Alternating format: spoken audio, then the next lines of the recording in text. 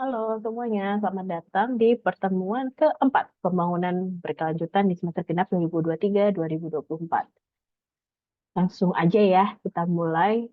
Minggu ini kita akan membahas tentang tujuan pembangunan berkelanjutan ketujuh, yaitu energi bersih dan terjangkau, atau dalam nama aslinya adalah Ensure Access to Affordable, Reliable, Sustainable, and Modern Energy for All.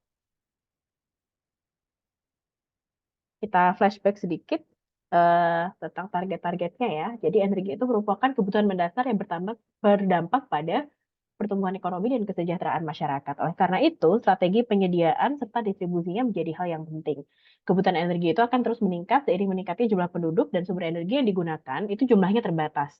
Apalagi sekarang kita masih reliance sangat tinggi kepada fossil fuel atau energi energi yang dihasilkan oleh batu bara, energi yang dihasilkan yang memang sumbernya tidak dapat diperbaharui gitu ya.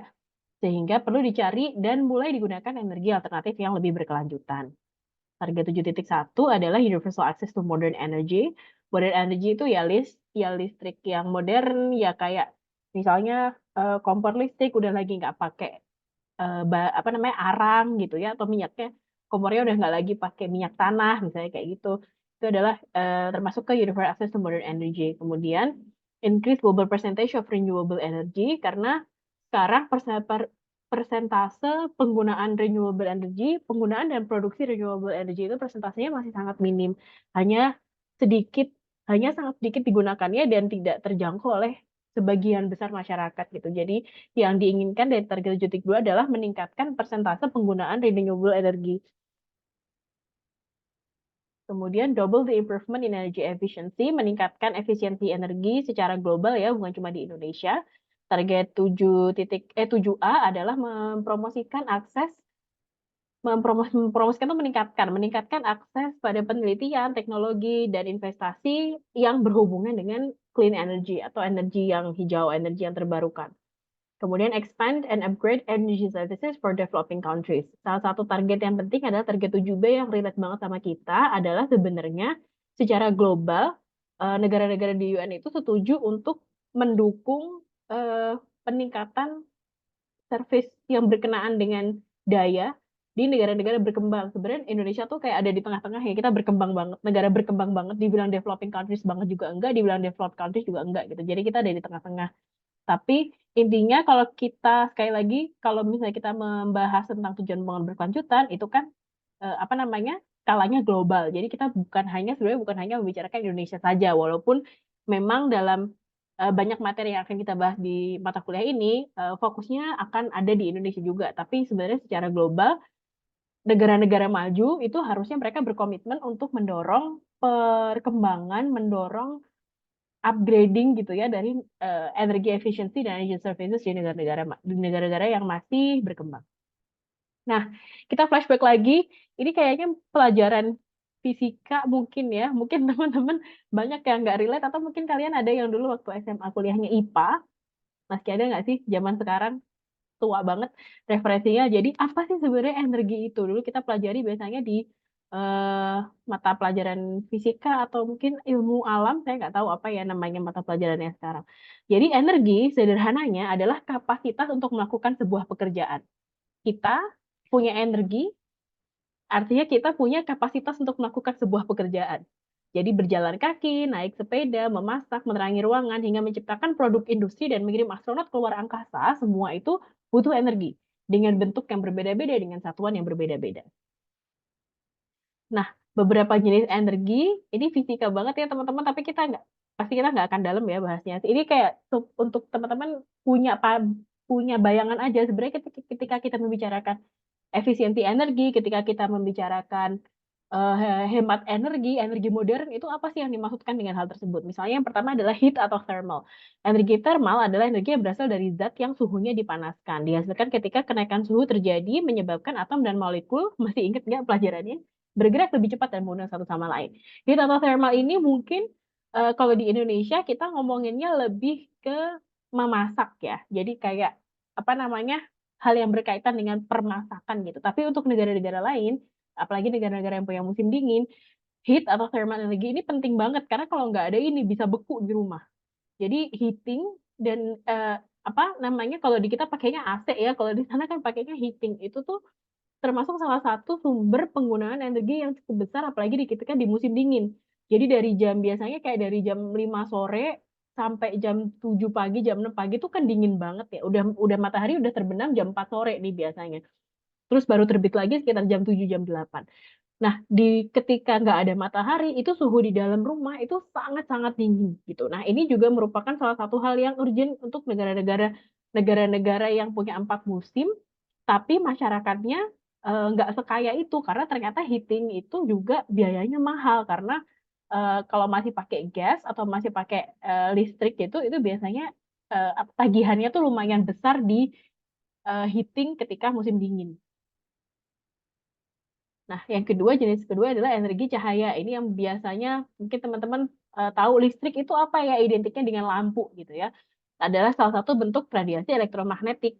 Eh, Merambat dalam gelombang merupakan salah satunya bentuk energi yang dapat dilihat oleh mata manusia. Wah, kelihatan cahaya gitu. Termasuk cahaya matahari itu energi juga. Cahaya lampu, cahaya apapun itu adalah energi. Kemudian motion atau kinetik. Energi kinetik adalah energi yang dimiliki suatu benda karena dia bergerak. Untuk mempercepat suatu benda, gaya harus diterapkan. Yang melibatkan pelaksanaan usaha, yang melibatkan adanya usaha gitu. Jadi ada effort gitu. Ada satu benda itu dia hanya akan bergerak ketika ada aksi yang diterapkan kepada benda tersebut. Transfer energi ini disebut namanya energi kinetik. Kemudian electrical. Electrical ini nyambung tadi ya sama light. Jadi energi listrik disebabkan oleh pergerakan muatan listrik yang disebut elektron. Semakin cepat muatan itu bergerak, semakin banyak energi yang dibawanya. Kemudian chemical energy. Energi kimia adalah energi yang tersimpan dalam ikatan senyawa kimia. Biasanya setelah zat kimia dilepaskan dari suatu zat, maka dia bisa berubah menjadi zat baru. Misalnya kayak korek tadinya dia padat, ya kan? Tadinya dia berupa kayak karbon gitu, terus digesek, dia bisa berubah jadi api. Itu termasuk salah satu perubahan energi. Kemudian gravitational, pasti teman-teman tahu ya, energi gravitasi adalah energi yang berhubungan dengan gravitasi bumi terutama ya. Jadi dia energi yang disimpan suatu benda karena kedudukannya lebih tinggi dibandingkan benda lain di posisi yang lebih rendah. Gak usah terlalu teknis, gak usah terlalu pusing. Kalau teman-teman bingung apa sih maksudnya, nggak apa-apa. Ini cuma sekedar semacam sekilas aja supaya teman-teman kebayang bahwa jenis-jenis energi itu ternyata banyak loh. Energi itu nggak hanya kita bicarakan tentang lampu, nggak hanya bicarakan tentang AC, tapi kalau secara teoritis gitu ya, energi-energi itu sebenarnya banyak jenisnya. Energi ada yang tadi ya, kinetik dan seterusnya. Nah, yang paling urgent untuk dibicarakan ketika kita membicarakan clean energy adalah energy sources atau sumber-sumber energi yang kita gunakan sehari-hari ya itu ada dua. Teman-teman mungkin masih ingat pelajaran waktu SMP atau SMA ya ini ya. Jadi renewable energi yang terbarukan atau non renewable energi yang tidak terbarukan.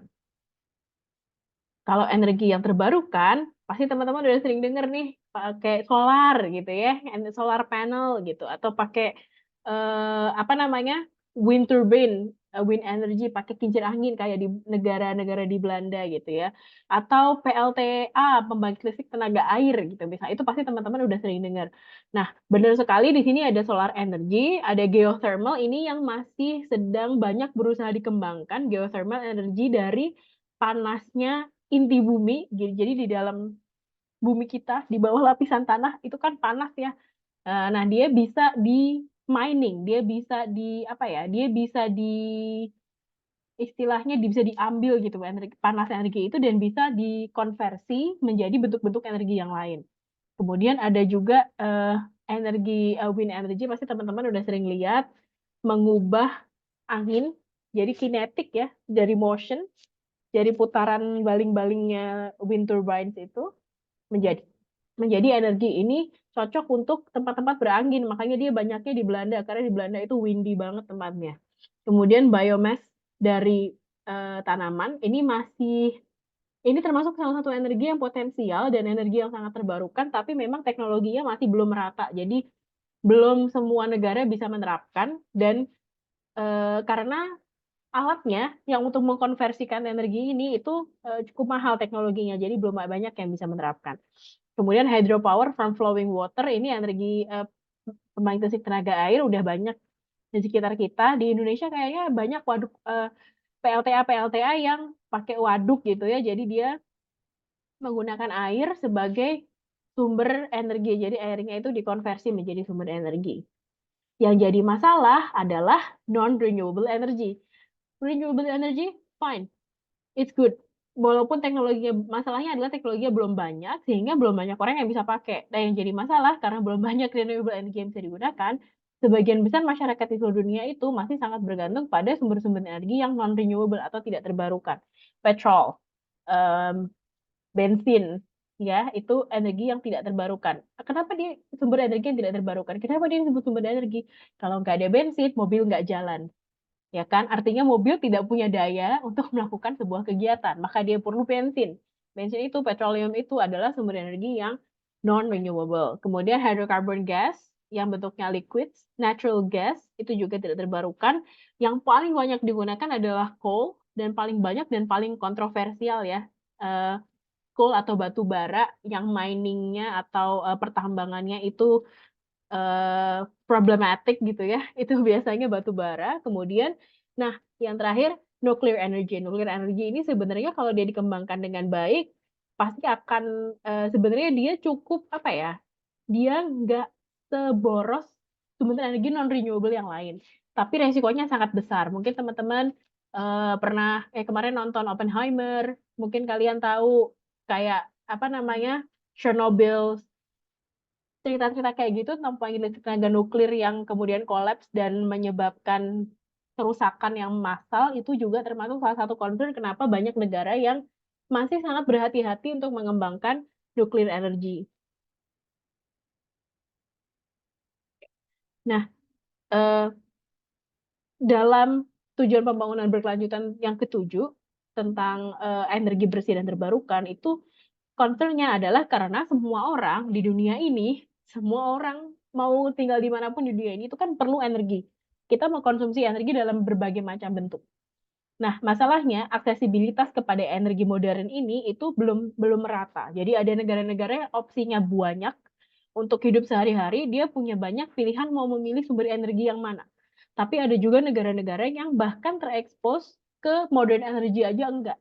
Kayak masih misalnya di Indonesia, mungkin di Indonesia yang di pedalaman banget, di daerah rural banget, memasaknya mungkin masih pakai kayu, masih pakai batu bara atau apa namanya lampunya juga masih pakai lampu pijar. Mungkin teman-teman mikir emang masih ada, masih ada bahkan di sekitar di Indonesia pun di beberapa daerah tuh masih ada yang seperti itu. Apalagi di negara-negara lain yang masih di bawah kita status apa namanya status ekonominya masih di bawah kita itu masih cukup banyak yang seperti itu. Sorry. Oke. Kalau berdasarkan sumbernya di seluruh dunia itu sebetulnya ini yang nomor yang biru ini kan oil ya, minyak. Yang biru oil, yang pink ini adalah coal atau batu bara, yang ungu adalah gas, yang hijau adalah nuklir. Ya, kelihatannya atasnya oranye ini adalah air. Kita bisa lihat di seluruh dunia penggunaan oil, penggunaan minyak itu udah mulai menurun. Penggunaan batu bara menurun, penggunaan coal menurun jumlahnya. Terus nuklir agak naik nih, agak apa namanya? Dia nggak semenurun tiga sumber energi yang lain. Nah, yang menarik adalah ini kan rata-rata nih seluruh dunia. Ketika kita membagi pada lower middle income countries atau negara-negara berkembang, negara-negara apa namanya yang penghasilannya masih rendah gitu ya, dan negara-negara berkembang dan high income countries ini cukup berbeda ya. Apa namanya persentase yang digunakan cukup berbeda. Misalnya untuk oil, kita bisa lihat di high income countries dia standar, dia stagnan. Jadi segitu-segitu aja, sekitar 40%-an digunakan segitu. Sempat turun dikit di sini, tapi kemudian naik lagi ke titik 40%. Nah, kalau di negara-negara yang apa namanya lower middle income itu malah justru nggak sebanyak itu persentasenya gitu, justru malah agak agak turun nih kita dibandingin dari zaman dulu banget. Sama kemudian dengan batu bara persentasenya kalau di negara berpenghasilan tinggi dia nggak terlalu banyak menggunakan batu bara. Tapi di negara berpenghasilan rendah atau negara-negara berkembang, batu bara masih cukup umum digunakan. Kemudian gas masih mirip-mirip ya. Ini range penggunaannya. Yang berbeda adalah nuklir di negara maju sudah cukup banyak menggunakan nuclear power plant. Di negara-negara berkembang kita masih agak malu-malu mau mengembangkannya karena resikonya memang masih sangat besar. Kemudian solar wind power masih ada. Nah, yang lain dari solar, hydropower, biofuels, other renewables itu di negara-negara yang masih berkembang itu sangat kecil persentasenya, bahkan hampir tidak ada. Sedangkan di negara-negara high income itu mereka cenderung lebih punya teknologi untuk melakukan riset dan penerapan eh, sumber-sumber energi yang nggak biasanya kita lihat.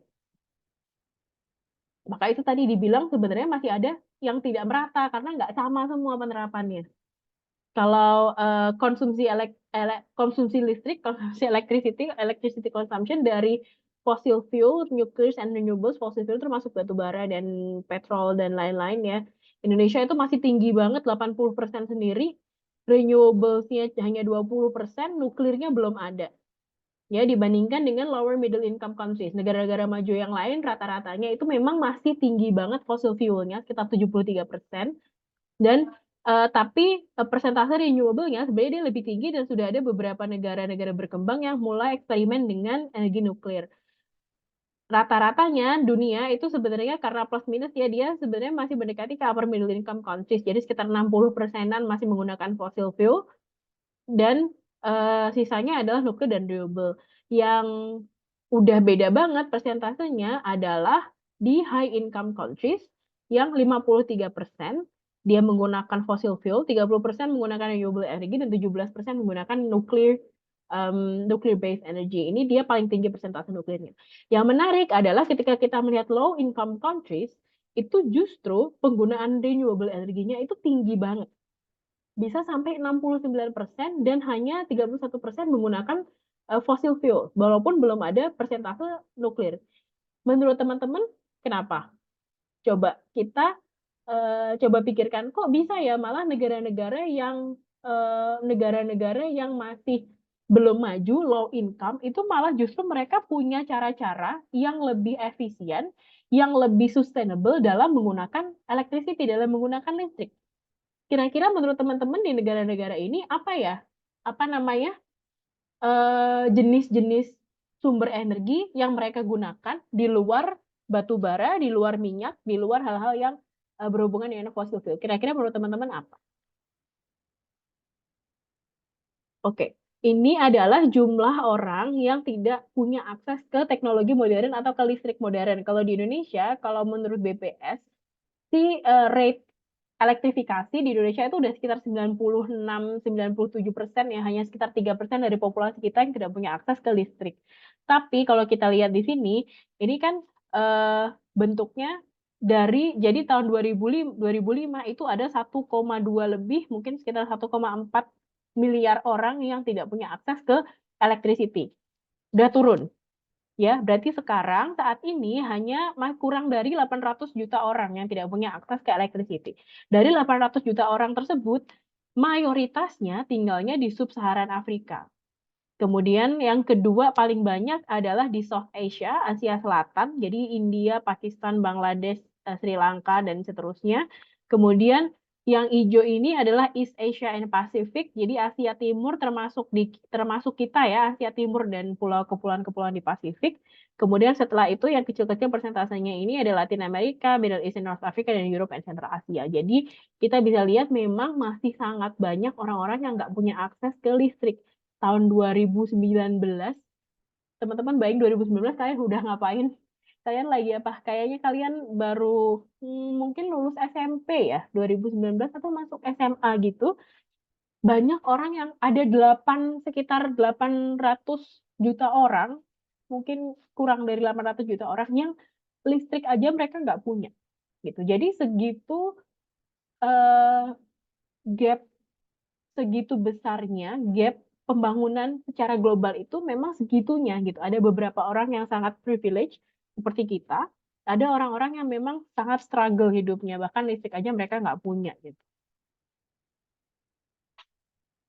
Nah, karena melihat masih besarnya pemakaian coal atau batu bara itu tadi ya, dan dia kan nggak berkelanjutan dan dia nggak renewable, maka kalau di apa namanya secara global itu negara-negara itu biasanya mereka punya, mereka punya perjanjian untuk akan pelan-pelan phase out coal power. Jadi akan pelan-pelan melakukan transisi.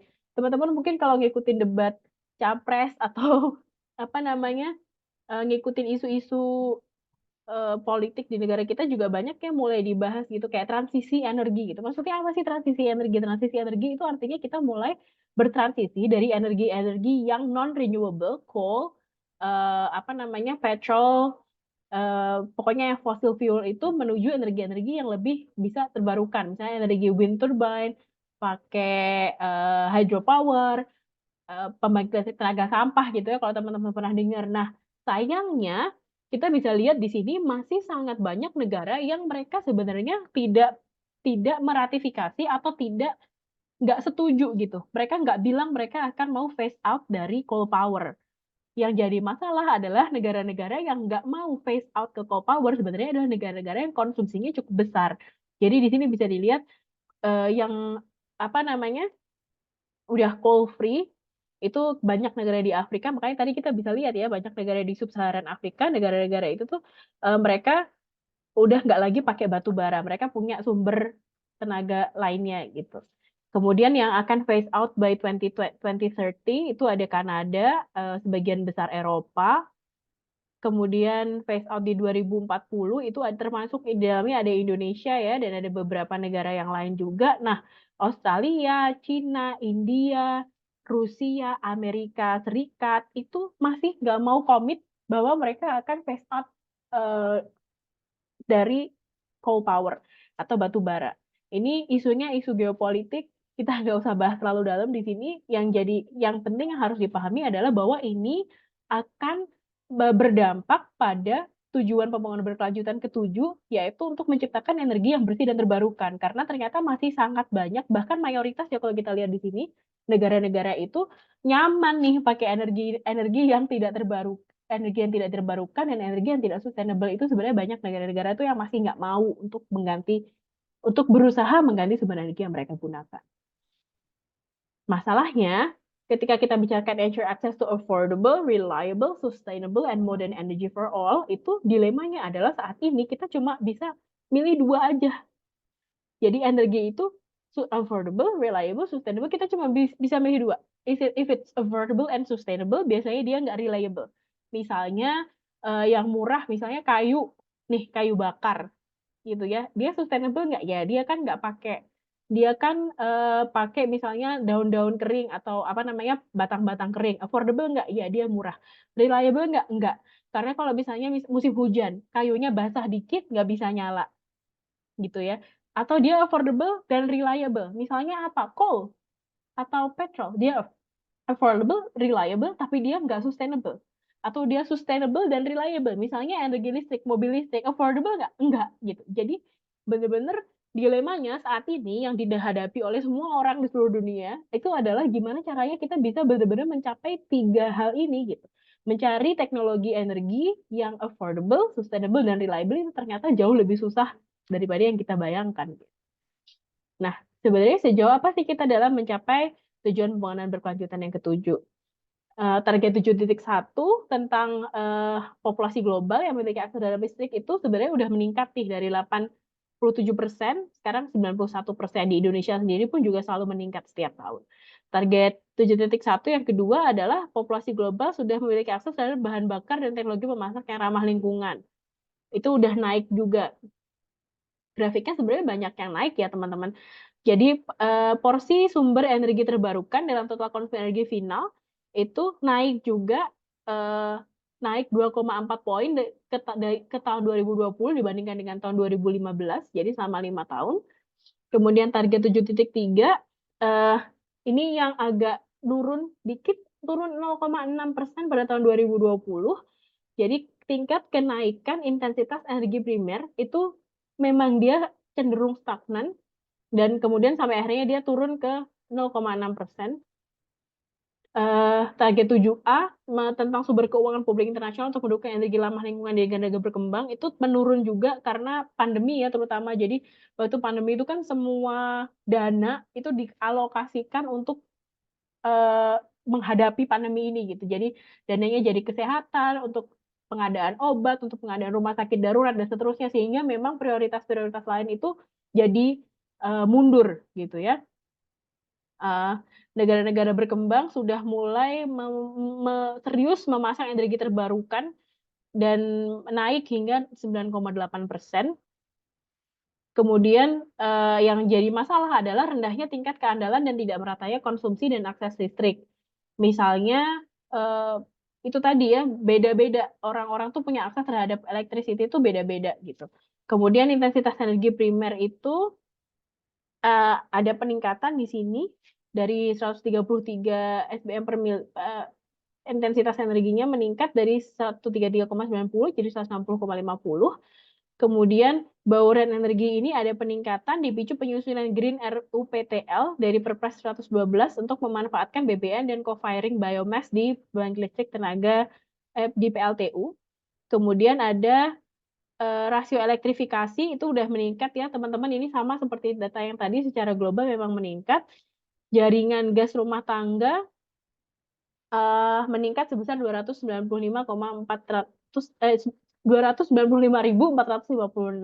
dari tahun 2021. Jadi ada yang naik, ada yang turun, tapi secara umum pemerintah Indonesia itu cukup komit dibandingkan dengan negara-negara lain ya, maksudnya cukup komit untuk mulai phase out dari coal dan mulai transisi energi. Tanpa adanya aksi dan tindakan nyata, tujuan pembangunan berkelanjutan yang ketujuh ini tidak akan tercapai tepat waktu. Ini udah tahun 2024. Harusnya 2030 itu semua targetnya sudah tercapai gitu ya. Kayak kok susah ya kalau mau bisnis as usual, pasti target-target ini akan sangat sulit dicapai. Apalagi kita hanya membicarakan tidak hanya Indonesia, tapi juga negara-negara lain yang bahkan secara global mereka pun nggak mau menyatakan effort untuk transisi ke energi yang lebih terbarukan. Tapi ada beberapa hal yang bisa kita lakukan. Yang pertama, misalnya menghilangkan kesenjangan terhadap akses energi bersih dan terbarukan. Kemudian, mempercepat transisi ke sistem energi dekarbonasi, jadi menggunakan energi yang nggak carbon based. Misalnya energi tadi ya, wind turbine, pakai air, pakai apa yang tidak menggunakan karbon di dalamnya. Kemudian mobilisasi pendanaan untuk sumber energi bersih yang memadai dan predictable, reliable gitu maksudnya ya. Kemudian memanfaatkan inovasi, teknologi, dan data untuk tadi menghilangkan dilema tiga energi tadi, dari yang affordable, sustainable, reliable itu bisa nggak ya, gimana caranya kita benar-benar bisa mencapai ketiganya. Jadi kita coba pakai research. Kemudian transisi energi global itu memang harus adil, inklusif, dan merata supaya kita bisa mencapai net zero future. Nah, di tahun 2025 harusnya itu target milestone-nya itu yang pertama 500 juta lebih orang telah memperoleh akses terhadap listrik. 1 miliar orang harus punya akses terhadap clean cooking energy. Jadi solusi cooking yang bukan nggak pakai arang, karena arang itu kan bukan termasuk clean energy ya. Kemudian investasi tahunan pada akses terhadap listrik itu harusnya meningkat menjadi 35 miliar US dollar. Harusnya ada 100% peningkatan kapasitas energi terbarukan modern secara global, jadi bukan hanya di Indonesia atau di negara-negara tertentu. Harusnya sudah ada investasi tahunan yang meningkat 2 kali lipat tentang clean energy. Kemudian tidak ada lagi pembangunan pembangkit listrik tenaga batu bara. Ini penting banget karena artinya harusnya semua, karena kan apa ya, demand atau kebutuhan energi itu kan meningkat terus nih. Makanya pemerintah ini biasanya akan tetap membangun pembangkit listrik, tapi terserah mau pembangkit listriknya berbasis apa. Yang tidak diperbolehkan adalah berbasis batu bara, itu udah nggak boleh lagi setelah 2021. Kemudian subsidi konsumsi bahan bakar fosil diarahkan kepada energi terbarukan. Kayak misalnya kan ada subsidi bensin ya teman-teman, kemarin itu kan selama ini kan kita beli Pertamax, kita beli beli bensin-bensin apa itu kan harganya murah dibandingkan dengan kalau di Pertamina ya, dibandingkan dengan misalnya BP atau dibandingkan dengan Shell kan harganya lebih murah. Itu karena pemerintah mengeluarkan subsidi. Nah, pledge-nya per tahun 2025 subsidi ini nggak boleh lagi diarahkan kepada bensin, tapi harusnya diarahkan kepada energi yang terbarukan. Jadi misalnya motor listrik itu ada subsidinya, mobil listrik ada subsidinya, sedangkan yang bensin itu sudah ditarik subsidinya. Itu memang kesepakatan secara global. Kemudian 30 juta pekerjaan di bidang energi terbarukan dan adanya efisiensi energi. Nah, tahun 2030, endingnya nih, selesainya tujuan pembangunan berkelanjutan itu kan harusnya per tahun 2030 ya. Makanya dia harusnya semua targetnya sudah dipenuhi. Ada akses universal terhadap listrik dan clean cooking solution. Kemudian kapasitas energi terbarukan secara global itu meningkat 3 kali lipat, menggandakan peningkatan efisiensi energi global, meningkatkan 3 kali lipat investasi tahunan untuk energi terbarukan, menghapuskan rencana pembangkit listrik tenaga batu bara di OECD pada tahun 2030 dan secara global pada tahun 2040. 60 juta pekerjaan di bidang energi terbarukan dan efisiensi energi dan akses universal terhadap listrik di semua fasilitas kesehatan dan semua sekolah di seluruh dunia. Sangat ambisius targetnya. Apalagi kalau kita lihat tadi sebagian besar negara sebenarnya belum mau kayak masih ragu-ragu untuk benar-benar komit dalam menciptakan energi yang bersih dan terbarukan yang akan digunakan dalam negara mereka. Tapi ya memang kondisinya seperti ini. Ini yang harus kita lakukan kalau kita mau menekan, kita balik lagi ke minggu kedua ya, TPB 13 gitu, Climate Change, Climate Action. Kalau kita mau menekan dampak pemanasan global, menekan dampak climate change, memang mau nggak mau kita harus phase out dari coal dan petrol dan energi-energi fossil fuel yang lain dan mulai beralih ke energi yang terbarukan. Oh, Oke. Nah, ini yang untuk didiskusikan sama teman-teman dalam kelompok di minggu ini. Apa pemahaman teman-teman tentang energi? Tadi kita udah bahas dikit ya, nyontek-nyontek dikit boleh dibuka-buka lagi tadi PPT-nya. Kemudian ini teman-teman mulai berpikir, kira-kira jenis energi apa yang paling banyak kalian konsumsi? Apakah listrik? Apakah energi batu bara? Apakah energi petrol? Energi apa? Sumber energi apa? Atau jenis energi apa yang paling banyak teman-teman konsumsi? Dan yang ketiga adalah apakah selama ini teman-teman sudah banyak melakukan penghematan energi? Misalnya apa? Apa nih yang kalian lakukan yang secara sadar memang kalian lakukan dalam rangka mau penghematan energi? Misalnya kalau siang saya nggak pernah nyalain lampu. Atau kalau masih bisa pakai kipas angin, saya nggak nyalain AC, misalnya kayak gitu. Atau kalau masih bisa jalan kaki ke kampus, saya nggak naik motor, dan seterusnya. Apa sih penghematan energi yang selama ini sudah teman-teman lakukan? Kalau selama ini masih belum ada, kira-kira apa yang bisa teman-teman lakukan nantinya? Setelah mendengar penjelasan ini, setelah memahami tentang efisiensi energi, setelah memahami tentang climate change, kira-kira apa sih penghematan energi yang masih bisa teman-teman lakukan? Kemudian, sumber energi terbarukan apa? Ini teman-teman perlu agak sedikit riset ya, perlu agak sedikit googling gitu ya. Sumber energi terbarukan apa yang menurut teman-teman paling memenuhi 3 poin dalam energi dilema. Jadi paling memenuhi affordability-nya, reliability-nya, dan sustainability-nya.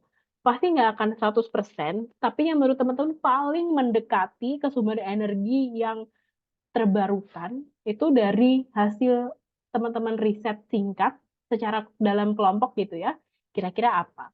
Ini semua seperti biasa ya, teman-teman diskusikan dalam kelompok, kemudian dibikin slides-nya, dan nanti akan dikumpulkan di kolabor di submission minggu keempat.